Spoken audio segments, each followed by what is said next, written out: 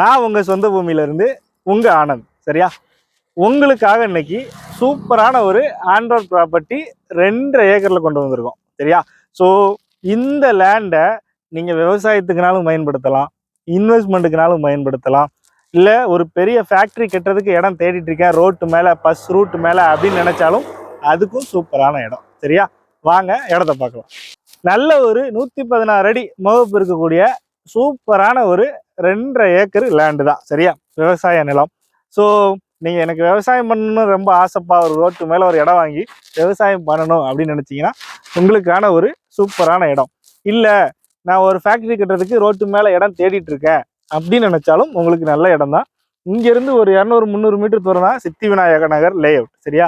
So நான் lay out போடுறதுக்கு ஒரு நல்ல இடம் தேடிட்டு இருக்கேன் ஒரு 2.5 ஏக்கரில் அப்படின்னு நினச்சாலும் உங்களுக்கான ஒரு சூப்பரான இடம்.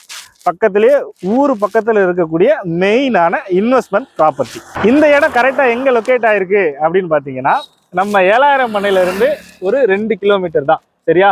7000 மனையிலேருந்து கோவில்பட்டி போகிற ரூட்டில் 7000 மனையிலேருந்து 2 கிலோமீட்டர், இங்கேருந்து கோவில்பட்டிக்கு 9 கிலோமீட்டர். சரியா?